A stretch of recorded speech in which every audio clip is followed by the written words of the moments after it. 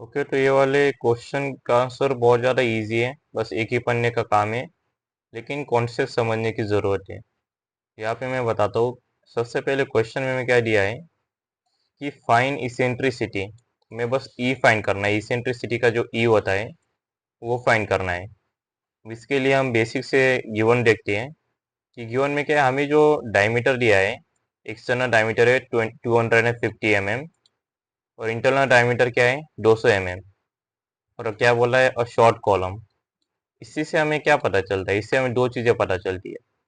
जो कॉलम है वो शॉर्ट है, मतलब छोटा है, ज़्यादा बड़ा नहीं है, जो कि हमारे ज़्यादा कुछ काम की नहीं है।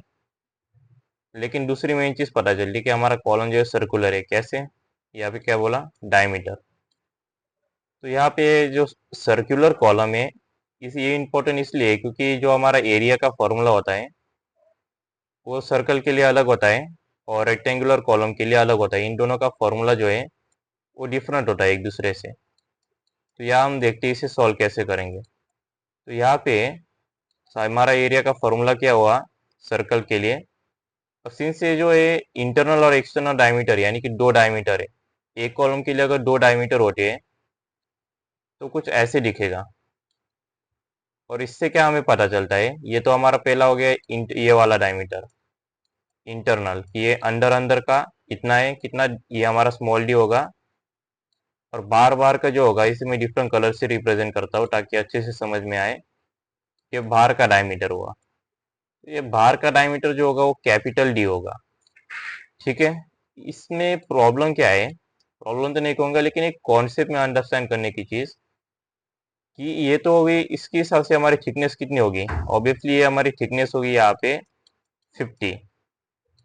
क्यों? क्योंकि बोला क्या है, 200 mm इंटरनल है और 250 mm एक्सटर्नल, तो बीच का बचा कितना हुआ, ऑब्वियसली 50।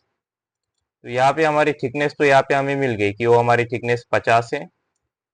लेकिन ये कैसा सेक्शन बनता है, यहाँ पे स्क्रीन के ऊपर अगर देखोगे, थोड़ा मैं जूम इन भी करके बताता हूँ। ये हमारा हॉलो सेक्शन बनता है। ये थोड़ी सी समझने वाली चीज है क्योंकि हॉलो सेक्शन का फॉर्मूला और नॉर्मल जो सर्कल का फॉर्मूला होता है, नॉर्मल सर्कल का, वो अलग होता है। अब मैं इस बताता हूँ, हॉलो सर्कल का जो फॉर्मूला होता है, हॉलो सर्कुलर शेप का, वो क्या होता है वो भी बताऊंगा। लेकिन ये समझ लो कि हमें जो कैलकुलेट करना है एरिया, ये जो मैं दिखा रहा हूँ येलो कलर से, ये वाले का कैलकुलेट करना है। ये जो भी बचा हुआ अंदर का हिस्सा है, ये हमें कैलकुलेट नहीं करना है। ठीक है। तो आई होप ये अंडरस्टैंड हो गया कि ये हॉलो सेक्शन है, हॉलो एरिया है। हॉलो का मतलब क्या होता है, खोखला।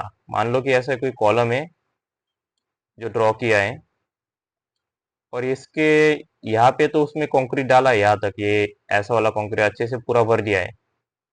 लेकिन यहाँ पे अंदर कुछ जो स्पेस है वो कम्प्लीटली एम्प्टी है। इसे मैं थोड़ा सा इमेज भी दिखाने का ट्राई करूंगा। तो यहाँ पे तुम्हारे अंडरस्टैंडिंग के लिए मैं ऑटोकैड में एक ड्राइंग ड्रॉ की है। तो हमारा कॉलम कुछ ऐसा दिखेगा कि यहाँ पे ये जो डायमीटर है बार बार का, ये हमारा है 250, अंदर का है 200, और ये जो थिकनेस है वे 50 mm की है, और अंदर से पूरा खोखला है। तो हमें कौन सा एरिया कैलकुलेट करना है, जो भी येलो येलो येलो दिख रहा है ये कैलकुलेट करना है। अब मैं बताता हूँ इसका फॉर्मूला क्या है, क्योंकि अगर एक बार कॉन्सेप्ट समझ में आया तो फॉर्मूला याद रखने में भी आसान जाता है। बहुत से स्टूडेंट को फॉर्मूला याद नहीं होते क्योंकि उन्हें कॉन्सेप्ट प्रैक्टिकली समझ में नहीं आता। जब ऐसे दिखता है तो पता चलता है हाँ, ये बाहर अंदर वाला कैलकुलेट नहीं करना, सिर्फ बाहर का एरिया कैलकुलेट करना है। फॉर्मूला बहुत ईजी है। फॉर्मूला है a equal to D square minus small d square. Capital D क्या है, जो बड़ा वाला डायमीटर है, बड़ा वाला कौन सा रहेगा, ऑब्वियसली एक्सटर्नल डायमीटर, नंबर से भी पता चलता है 250 बड़ा है। नेक्स्ट क्या है, स्मॉल डी। स्मॉल डी का इंटरनल डायमीटर यानी छोटा डायमीटर जो है 200। अब मैं इसे कैलकुलेटर पे करके दिखाता हूँ, क्योंकि इंपॉर्टेंट क्या होता क्या है, कई बार प्रिंटिंग मिस्टेक के कारण, जो मैंने भी एक्सपीरियंस किया है, वैल्यू एक्यूरेट नहीं आती, फिर क्वेश्चन पड़ता है कि ये कैसे आया। इसलिए कैलकुलेटर पे करना भी बहुत ज़रूरी है। ये वाला कैलकुलेटर डिप्लोमा में आई डोंट थिंक अलाउड है, इसलिए तुम अपने कैलकुलेटर पे प्रैक्टिस कर लेना। लेकिन सिर्फ मेरे पास सिर्फ यही अवेलेबल है तो मैं ये यूज़ करूँगा। यहाँ पे शिफ्ट और यहाँ पे पाई डिवाइडेड बाय 4 इंटू हमें क्या है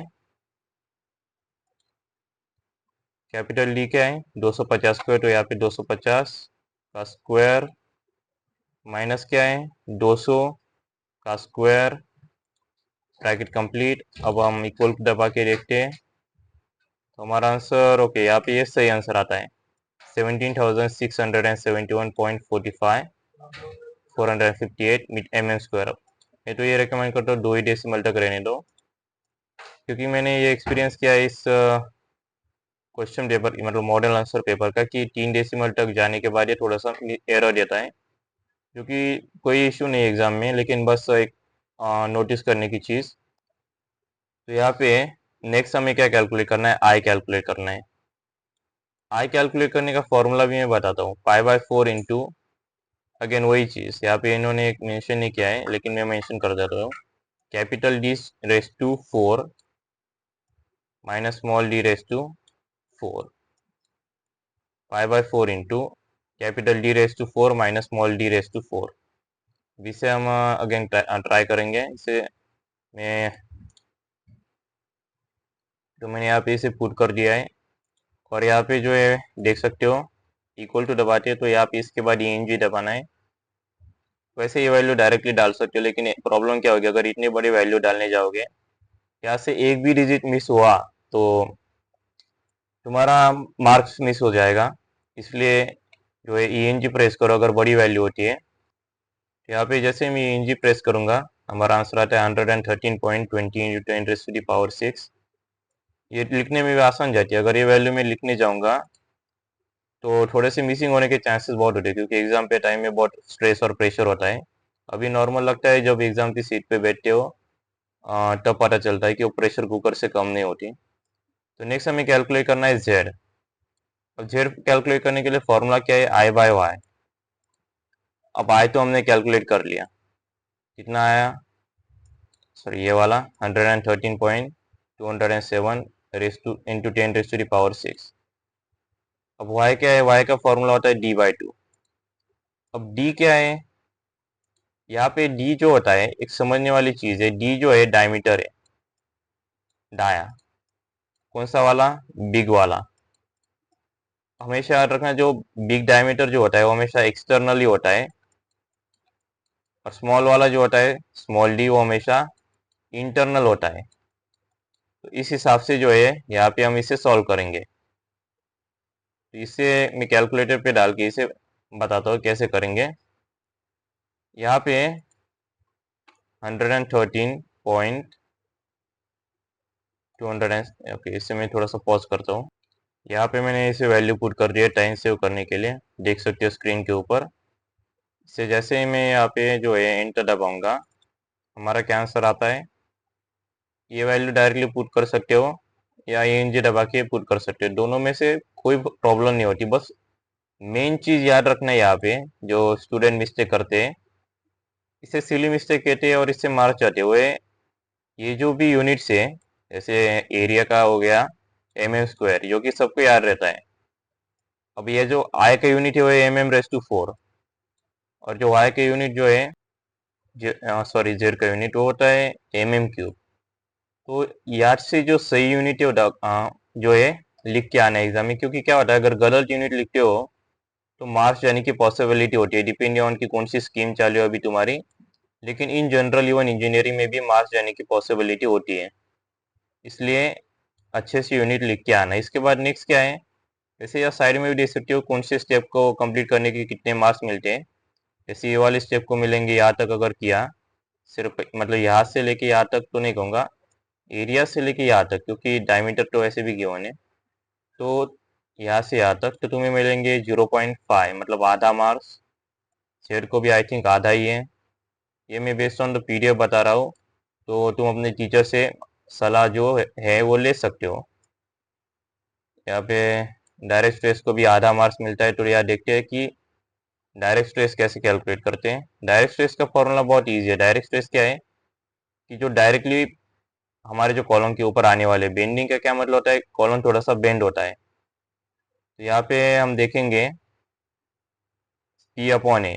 तो यहाँ पे एक चीज नोटिस करोगे ये क्वेश्चन में जो डिफरेंट है किसी भी और क्वेश्चन से, वो है कि हमें क्वेश्चन में यहाँ पे बोला कि अगर अच्छे से पढ़ोगे तो पता चलता है, find the eccentricity which the load can have without producing section compression in the section of column. मतलब यहाँ पे क्या है, हमें लोड नहीं दिया है, तो अगर लोड नहीं दिया है तो उस सिचुएशन में हम क्या करेंगे, यहाँ पे क्या है, नो टेंशन कंडीशन है कि यहाँ पे विदाउट प्रोड्यूसिंग कॉम्प्रेशन है।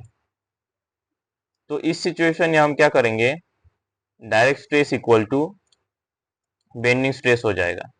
इससे हमारा पी जो है वो कैंसिल हो जाता है दोनों कंडीशंस का, सॉरी दोनों इक्वेशंस का। फिर हमें ई कैलकुलेट आराम से कर पाएंगे। तो देखते हैं इसे कैसे करेंगे।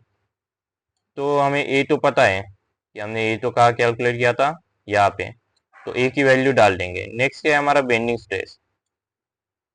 अब जो डायरेक्ट स्ट्रेस होता है सिग्मा जीरो या सिग्मा ओ होता है एक्चुअली। उसे ड्रॉ ऐसे करते हैं पेज पे, यहाँ पे सिग्मा बी सॉरी, इसका सिग्मा बी जो होता है, बी मतलब क्या होता है, बेंडिंग। इसे मैं जूम आउट करता हूँ। ओके, तो यहाँ पे हम नेक्स्ट देखते हैं सिग्मा बी, बेंडिंग स्ट्रेस क्या है, एम अपॉन जेड। अब एम का क्या फॉर्मूला होता है, पी इंटू ई। अब पी क्या होता है, यहाँ पे पी जो होता है, जो हमारा लोड कितना आता है, व्हाट इज योर लोड, कि 100 kilo Newton, 150 kilo Newton, 200 kilo Newton. Since हमें यहाँ पे पी नहीं दिया है, जो लोड जो है वो दिया नहीं है, तो हम इसे ऐसे ही रहने देते हैं। इंटू ई, ई जो है हमें कैलकुलेट करना है, ये तो क्वेश्चन मार्क है, और इसे एक्स भी कह सकते हो, नॉट योर्स बट टॉस की है, थियरी ऑफ स्ट्रक्चर की। तो यहाँ पे हम इसे जब पुट करेंगे जेड की वैल्यू, जो कि हम जेड की वैल्यू हमने यहाँ पे कैलकुलेट की है, तो वो तो है हमारे पास, इसे पुट करते हैं।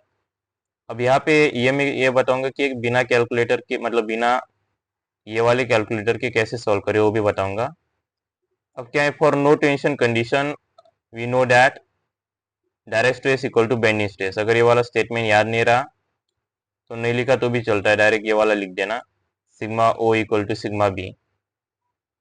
तो यहाँ पे सिग्मा ओ क्या है, मतलब direct stress, P upon 1767 70 sorry, ये एक्चुअली 17,670 17,671.458। आई थिंक इसे भी अगर हम ENG करके लिखते तो इजी जाता, लेकिन खैर कोई नहीं।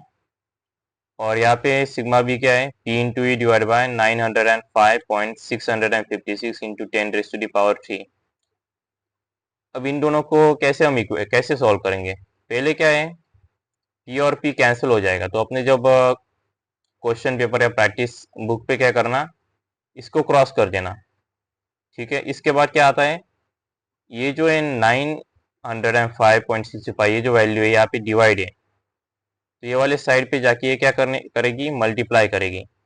तो हमारे कैलकुलेटर पे क्या आएगा वो भी बताता हूँ, इन ब्रैकेट 1 डिवाइडेड बाय। अब यहाँ पे 1 डिवाइड बाय क्यों, क्योंकि पी और पी कैंसिल होता है, तो कैंसिल हो जाने के बाद जो वैल्यू बनती है पी की वो हो जाएगी 1। तो यहाँ पे भी पी की वैल्यू 1 हो जाएगी, 1 इंटू ए। तो 1 इंटू ए तो मतलब कोई सेंस, मतलब क्या होगा, 1 into anything is that thing, मतलब 1 इंटू 2 करोगे तो 2 हो जाएगा, 1 इंटू ई करोगे तो ई हो जाएगा। तो यहाँ पे हम क्या करेंगे, यहाँ पे 1 डिवाइडेड बाय 1767 1.458। यह देख सकते हो, अगर ENG का ये फायदा होता है, टाइप करते वक्त भी इजी जाता है, क्योंकि कैलकुलेशन में भी क्या है, जब करोगे तो पता चलता है कि ये वाली एक नंबर वहां से मिस हो गया और पूरा क्वेश्चन गलत हो गया। इसलिए ENG का जितना ज़्यादा यूज़ हो सके उतना ज़्यादा यूज़ करना।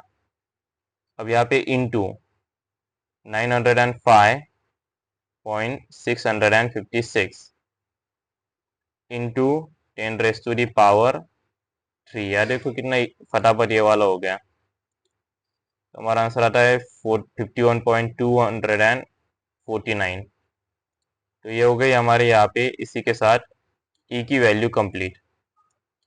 और ई जो है इसेंट्रिसिटी होता है, इसका यूनिट याद रखना, फाइनल वैल्यू का हमेशा यूनिट दे देना है, क्योंकि एग्जामिनर क्या करता है, अगर ऐसे अच्छे तरीके से सजावट करके ऐसे अंडरलाइन करके अगर दिखाओगे तो कई बार पूरा यह जो महाभारत गढ़ा है वो नोटिस भी नहीं करता।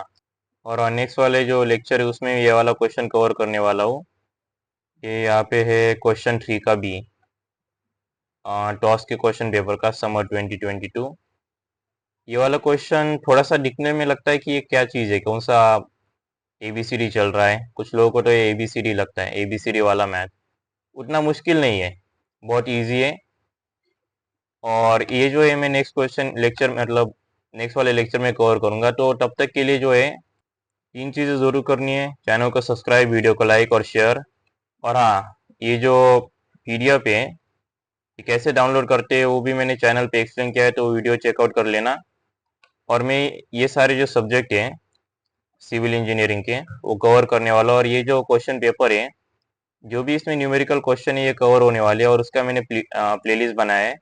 तो प्लेलिस्ट में जो है डेली बेसिस पे हर एक क्वेश्चन आता रहता है, मतलब ऑब्वियसली ऑर्डर के हिसाब से, कि क्वेश्चन न्यूमेरिकल ऑर्डर के हिसाब से।